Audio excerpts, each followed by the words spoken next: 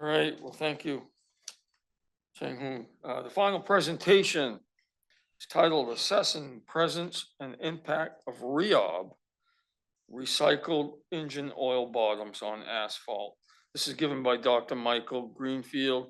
He's an associate professor of chemical, biomolecular, and materials engineering in Department ABET.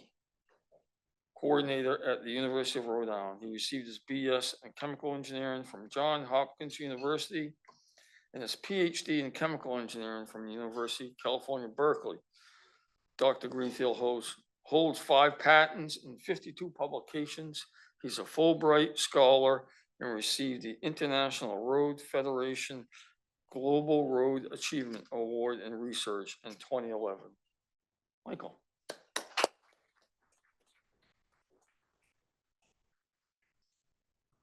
Thank you, everyone. I realize that I'm the person standing here between you and the end of the day. So that's a tough position to be standing in. Great. Yes. So I'll be telling you about some work that we've been doing on a TIDC project, and it involves looking at a problem that's been recognized recently in asphalt materials called recycled engine oil bottoms. And so I'll be telling you about some of the things that we've been doing in a molecular scale analysis of this. So in general, what makes a good pavement? On a pavement, we want it to be smooth. We want it to be staying flat over time. We want it to be durable, meaning we're resisting changes in the mechanical properties. We want it to be easy to repair and inexpensive. And I'm realizing one of these must be there we are, a pointer. So what do these mean in terms of what's within the asphalt itself? This is something we've been working on a long time. What are some of the ways that the bitumen chemistry is influenced, and how we're curious about how we can test some of this understanding on the nanoscale. So one of the some examples of problems that come up with pavements, of course, we all have experience using roadways and encountering problems. Rutting is one problem that we try to solve by the choice of how asphalt materials are set up. This is sort of a classic picture of rutting. You can see a lot of grooves in the roadway here. If we zoomed in on the photograph of the car, you'd see that this car was on the roads predating the births of many of us who are here in the room. It's a very, very old picture, but the problem doesn't go away. This is a photo I took about 15 years ago now. If you've been to Boston to the Conference and Exposition Center, that's right here. This is a location where Silver Line buses come up and wait for a green light. And you can see the grooves developing in the roadway. You can especially make it out where the asphalt hits some concrete, and there's various levels of suppression of the pavement here. I was fortunately commuting from home to the conference, so after seeing rutting on day 1, I could bring my camera on day 2, predating when I had a phone with a good camera. But what do we do about this for asphalt materials? We specify something called the loss compliance. We try to make sure that the pavement will have a small enough strain in response to the stress of the vehicles on top of it. Cracking is, of course, another kind of problem. This is a road near campus where various cracking issues. What do we do for pavements? We try to look at the stiffness and make sure that the stiffness is small enough so that in the presence of low temperatures, the material doesn't crack, and also that the stresses do relax quickly enough. So this leads to typical ways that asphalts get characterized, which is involving both a high temperature limit and a low temperature limit. What's one of the kinds of problems is that if we simply use rheology to characterize the material going into a pavement, we can run into a circumstance where asphalt materials that come from different places may show the same rheological properties, but very different performances in terms of how they work as a road. These are some old experimental results from a site called the Accelerated Loading Facility at Federal Highway. And what I'm marking here with the colors is just materials that were thought to behave similarly in terms of the rheology, actually showing very different amounts of rutting as a comparison to the characterization methods that were used. So either different rutting for the same characterization, or very similar rutting, but for very different expectations in terms of the characterizations. It's suggesting that we need to be looking beyond simply what are some of the mechanical properties, but what are some of the chemical aspects that might influence ways that the roads can change. So we have,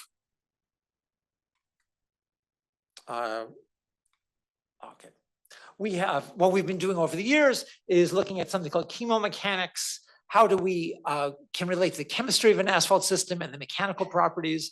We can look at ways we can study these materials over different time scales and over different length scales. We care about how roadways behave. The roadway time scales are much smaller than those desired for the bridges of the composite materials. Where we are in my lab, we do most often computations down on the molecular scale, and we look to then bridge different modeling techniques to get up to the larger scales. So what's the problem we're looking at, we're trying to talk about today, is recycled engine oil bottoms. What does this mean? Well, when we have engine oil in use for a car, it accumulates wear debris from the engine. We have to change our engine oil as a function of time. And what this term REOB means is that we take this engine oil, we remove the used engine from the car. It gets recycled by going into a chemical process, which essentially distills the oil and the nice volatile products that provide the lubrication. Those can get removed and recycled and reused in fresh oil. The non-volatile bottoms is what they get called. Those were identified for various uses, including being added into asphalt, and this was started to be described in various patents. What do these contain? They have heavy organic materials, they have engine wear debris, they have waste metals from the engine. Who knows really what's in them? One use that got found was to put it into the asphalt and with the intention that it would improve the properties. Asphalt sometimes is recycled and reused, and this makes the material more stiff. It was found by some suppliers that the hope that this REOB material would make it more soft material that could then be used again freshly in a pavement. And that was really the intent. The problem that developed, though, was that there was a very early onset of low temperature cracking. After 1 or 2 years, a pavement started cracking rather than having a nice long-lasting pavement. So the DOT response was typically, we don't want it. And then even a concern, have we used it without even realizing it because the asphalt suppliers were putting it in? There was no specification saying it couldn't be done. No one knew to even specify it. And so what we've been trying to look at in this project is a couple different questions. One, has REOB actually been present in some old roadways, and if so, with what effects? And two, what should we expect to happen on the molecular level because of compounds that come from engine oil?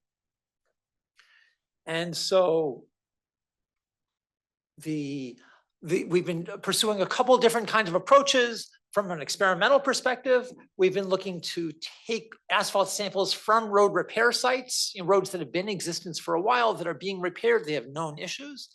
We want to look and analyze what is the content, can we look at these roads and identify the presence of REOB in the road that is now being repaired? We're also using molecular simulations, trying to calculate how are molecules that come from engine oil additives, how are those thought to influence, how can those influence the properties of the asphalt in terms of what's happening on a molecular scale? And so these were the two different components of the ongoing project.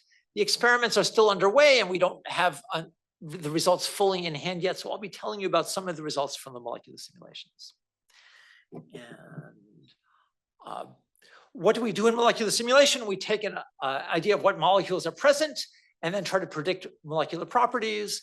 The technique we've been using the most is called molecular dynamics simulation. Essentially, we say force equals mass times acceleration. Take a small steps in time as we integrate these differential equations. The steps are very, very short, and so we take millions and millions and millions of steps to get times that are still very, very short. We also then have to make estimates of what molecules are present. So years ago, we put together a model that's kind of very, very well used nowadays for kinds of molecules found in asphalt. We use a recipe of these 12 different kinds of molecule types, which is much smaller than the millions of molecules that are actually present in asphalt.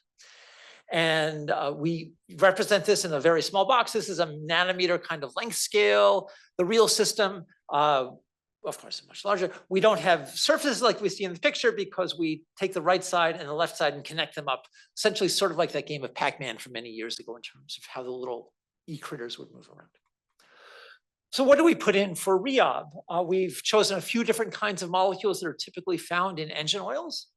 This is a viscosity index improver, which helps the viscous performance of engine oil. It's very often it's used with a polyisobutylene polymer. We take a short version of polyisobutylene and have used that in our molecular simulations. Another kind of compound we're looking at is called calcium phenate. This is an over-base detergent. This is a non-polar kind of molecule with a polar end group.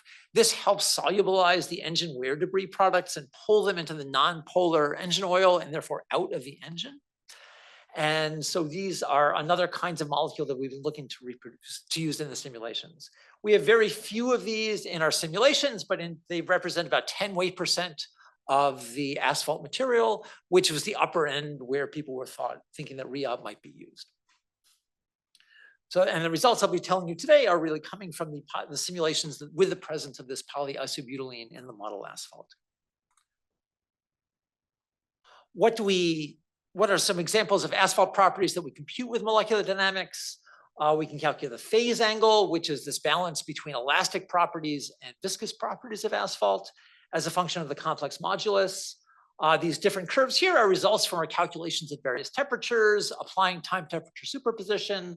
The green curve here is a fit to a standard model that gets used for asphalts.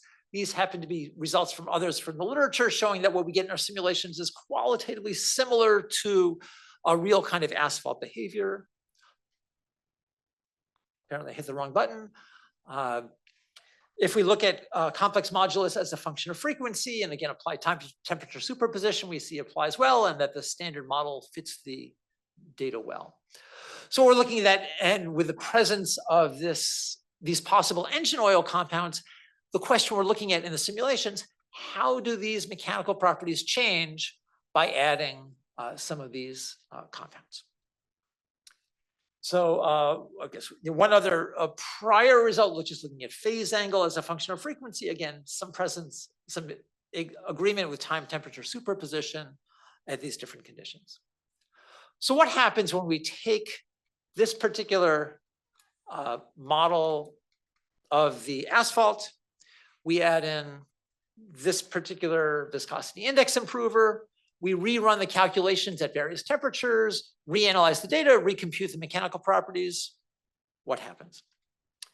And here's where we had the big surprise to us, which is that the answer is not much happened at all with this viscosity index improver. You're quite a surprise. You run lots of calculations, analyze lots of data, and nothing changes. What we're looking at here is the stress relaxation modulus at extremely short times, where it's really looking at bond vibrations. And here looking at different temperatures, either in the presence or the absence of this viscosity index improver, and they all look the same. It's actually remarkable signal to noise ratio in the computations. Looking at more of the stress relaxation, now we do get to see quite a presence of noise. This is after applying a bit of noise reduction. And at different temperatures, at the highest temperature, really in the presence or the absence of viscosity index improver, there's almost no change. As we look at less high temperatures, which is again like trying to do acceleration of the time response, we do see a slightly increased stress in the presence of this viscosity index improver, but qualitatively a very similar kind of relaxation over time. We've not applied time temperature superposition to these, but we could. You can see that there's a similar kind of slope if we did a shift in the time axis. When we look at the frequency response, this is really what's of most interest. Rather than focusing on complex modulus and phase angle, we're looking at, in this case, the storage modulus or the elastic response. Again, here we have multiple colors in gray here are just showing different simulations of the pure asphalt. We have just a single one right now for the viscosity with the viscosity index improver. And what's the important conclusion as we look at the materials either without or with this REOB compound? There's no difference. That really, as a function of different frequencies, we are finding in the computation the same kind of mechanical response. This is for the storage modulus. This is for the loss modulus, so the viscous part of the asphalt response, either the presence or the absence of this particular compound that likely occurs in REOB. There's no difference in the viscous response. So that was again, quite a surprise in terms of this particular compound. We've got the calculations running on the detergent compound. We suspect that might have a bigger influence because of it being much more different from the typical kinds of compounds that are present in asphalt. Looking at phase angle, again, very little change as we'd expect from the storage and loss being similar. So that's an important conclusion here, is that for this particular aspect in engine oil, the asphalt suppliers, it seems to us, were actually correct that it shouldn't necessarily be having deleterious properties on the asphalt. The problems of REOB are perhaps not due to this particular molecule type. So I know we're almost at the end of the day. I just want to touch on a little bit about the experimental part and how are we going about looking at the presence of REOB in different asphalts. And the idea is that we can look for various end metals that come from engine oil or from engine wear or engine oil additives. And we're also compounds that come from asphalt content.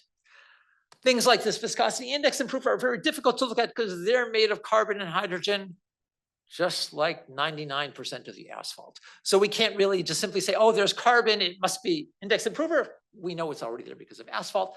We can detect REOB though by looking for some of these other metals. And when there are various ways of doing that, Federal Highway has promoted an X-ray fluorescence, which is very effective. We've also used something called an ICP-MS. Essentially, we hit asphalt with a laser, convert everything into atoms. It's a big obliteration. And then we can detect the atoms by mass spectrometry. Why do we use this? Because I've got a very good colleague in ocean sciences who uses this to be looking at various compounds. And so it was a piece of equipment that was available. This is the equipment itself. It's a desktop. You can tell by the box of chem wipes here about the size of the instrument. What do we find when we look at various asphalts? As we look at things like carbon or compounds found in asphalt, here we haven't reached the sample yet. Now we obliterate asphalt. Now we obliterate glass slide, and we can see presence of asphalt. In this particular sample here, we see molybdenum and zinc. We see some evidence of engine additive materials, much less so in this other asphalt. Here we see some other kinds of compounds, or maybe not. So this does have some effectiveness at looking at the presence or absence of evidence of REOB in asphalt. And again, this is ongoing, and these were fresh asphalt samples from different suppliers. We're still looking at the results from the Rhode samples. So where are we in terms of REOB? Again, our motivation is that REOB affects bitumen rheology, and its presence raises concerns. We are experimentally, we're still looking at various samples to figure out the presence or absence of it. In terms of simulations, this viscosity index improver does not seem to change the mechanical properties. We're still looking at the detergent and its effects. And overall, the issue is how these additives have effects on the mechanical properties.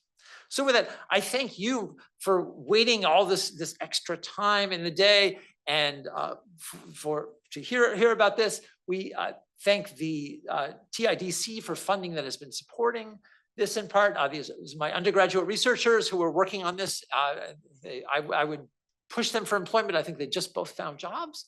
And also we have a postdoc who's been doing some of the calculations as well at collaborators. So thank you for your attention. And if there's any time for panelists, I'm sure all of us would love to have questions.